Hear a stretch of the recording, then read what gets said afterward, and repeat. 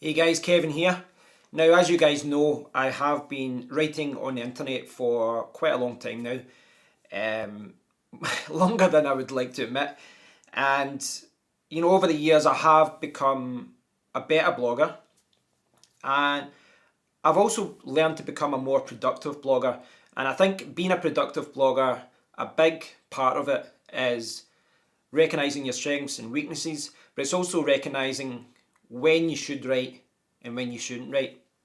Now, you can really break this down into like four different scenarios. Now, the first one would be that when you are in a good position to write, when you're feeling that you can write for hours, then what I do is write as much as I can. So, for example, I have a good night's sleep. I wake up, I go to the gym, I come back, I have a coffee, something to eat, I'm feeling refreshed. I can sit down at the computer in that type of situation and I can write for maybe an hour, maybe 2 hours, sometimes even longer, all at the one time. Now, there are people who believe in the Pomodoro technique, which is basically you work for like 20-25 minutes and then you take a 10-minute break and then you go back and you do the same. And the idea is that you lose your attention span after a while, so the idea is to work and be productive and then take a break and then go back to it so that your quality of your writing doesn't drop. I don't find that really works with me. I find that when I'm in the mood to write, when I'm feeling fresh and I'm feeling that I can write, I will sometimes write for 1 or 2 hours at a sitting, and then what I'll do is I'll go and take a break for 30 minutes or so.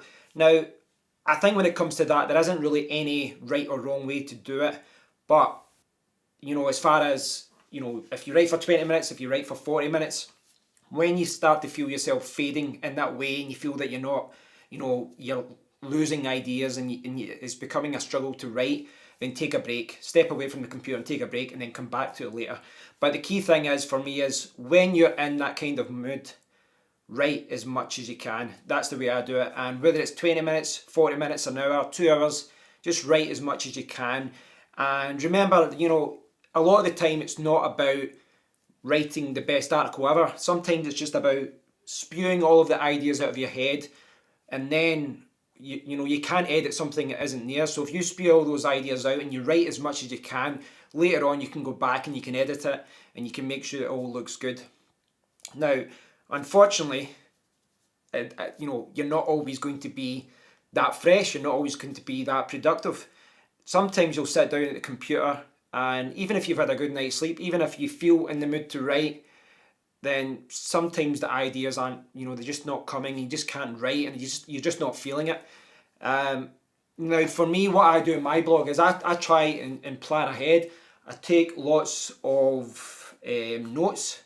I do lots of, like take notes for ideas. Anytime I read a good article, I'll email it to myself or I'll save it as a draft post in WordPress, things like that, so that when I sit down at the computer, I've got lots of different ideas and lots of different articles that I can start writing. But sometimes, even if you've had a good night's sleep, it's not there. Now, when it comes to writer's block, people will say that you can do a lot of things. There's lots of things you can do. You can go out for lunch, you can go for a walk, you can go out and see some friends, just get away from the computer, and hopefully when you return, you'll be more productive. Now, that is a good thing. I do recommend doing that, but sometimes you don't have the option to do that. So, for example, if you've only got an hour or 2 hours left of your working day to work and you need to write, but you can't, then I don't think it's worthwhile taking an hour or two break. What I do is still try and be productive with that time. So what I do is I'll try and read. Sometimes I don't read ebooks as much as I used to, but I do still do it occasionally. I'll read an ebook, or I'll read lots of articles online, long kind of in-depth articles. I'll just try and do some more research about it. I won't write anything, but if I do find something that I think is useful, again, I'll email it to myself. I'll try and take notes. Sometimes, for example, I'll write an article and I'll just write the structure of what the article would be. But really, I'm not doing any writing. I'm just kind of preparing for when I am in the mood to write. Now, sometimes the third scenario would be that you're not in a good position to write. Now, again, I think that as good as it is taking a break, sometimes you just have to, you just have to go on with it, and you just have to work. So there's lots of reasons why you would not be in a good position to write. You could be tired, you could be hungover, you could be feeling sick, you could just be, maybe you've written 4 hours that day and you just can't write anymore. There's lots of reasons why you're just not in a good way to write. I view writing kind of in the same way as it is for studying for an exam or something. If you've been at university or high school and you've did exams, it drains your brain a little bit. When you've been reading and writing for a long time, it requires a lot of, your focus and your energy, and it's mentally draining. So in that scenario, if you're tired, if you're hungover, if you're feeling sick, if you're just not in the mood to write, you can go away and go for a break and all that kind of thing.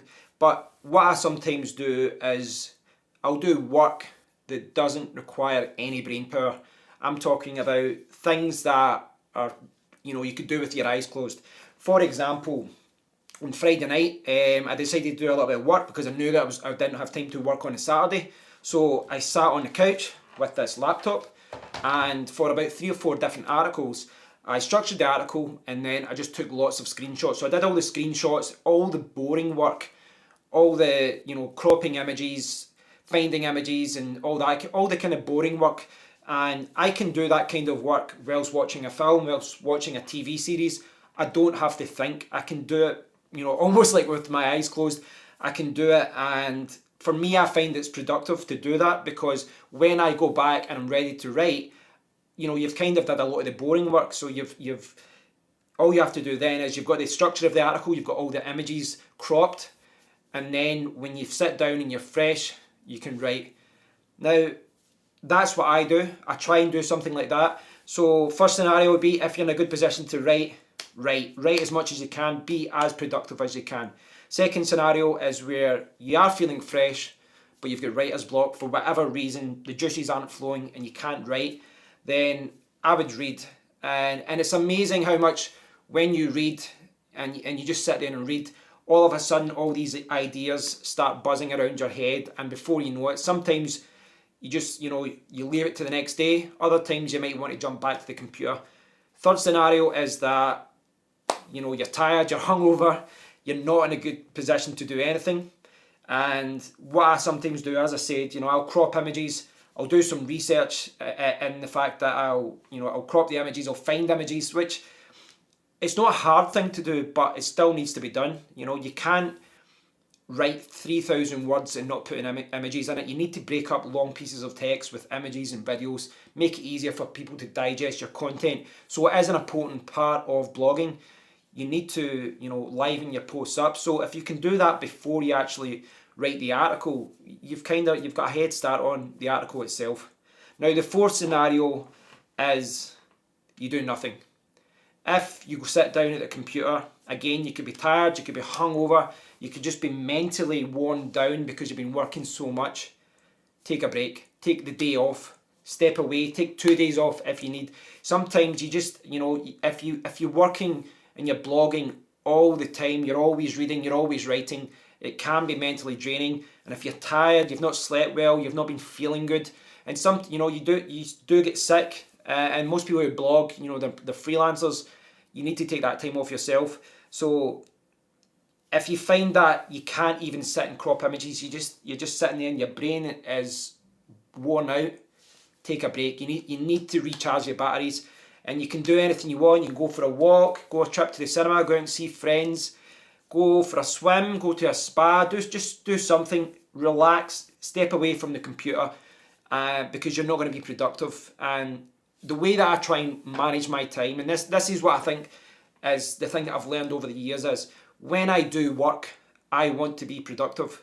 So if I can't write, I'll do research or crop images. But I know myself that if I'm really not in the mood, if I'm tired, if I'm hungover, or there's something that I just can't work, I'm worn out, I know that I need to step away. And I know that I need to recharge my batteries. And for me, I think that's the best thing to look at. The best way to look at it is that when you're at the computer or when you're working, be as productive as you can. And if you can't write, do research. If you can't research, do images and do boring work, stuff that you don't like, checking your stats or anything like that. Do stuff that you can do whilst watching the TV. And if you can't do any of that, step back, recharge your batteries.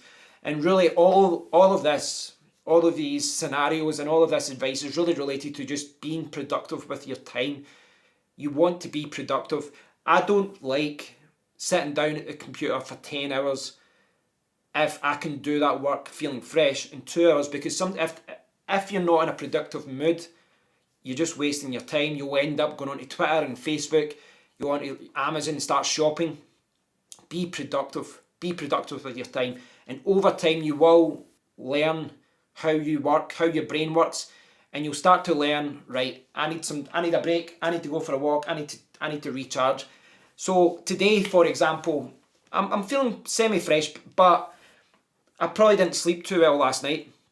So I'm doing this video, but after that, I need to tidy my house. My house is an absolute mess. I hate tidying up, I really do. It's just something I hate doing. But I know that today I probably wouldn't be the most productive today. I probably wouldn't write a good article. So I'm going to do something that I need to do. I'm going to take a break, maybe watch a film later, and then I'll maybe crop some images. I'm going to sit on the couch, watch TV, watch Netflix, and I'm going to crop some images. And tomorrow, when I sit down at the computer, I'll get a good night's sleep and I'll be fresh. Thanks for watching, guys. I hope those of you who blog or thinking about writing, I mean, what I'm saying in this video is really applicable to lots of things, you know, as far as working online, being productive, being an entrepreneur online, whatever you want to call it, business even. But you know, obviously I'm talking about it from a blogging point of view. But I hope you guys have found it useful, and really it is important to say again that what works for me might not work for you. So I hope that you guys find this useful, but please do remember that everyone is different, and if you find that you work in a different way from me, that's good.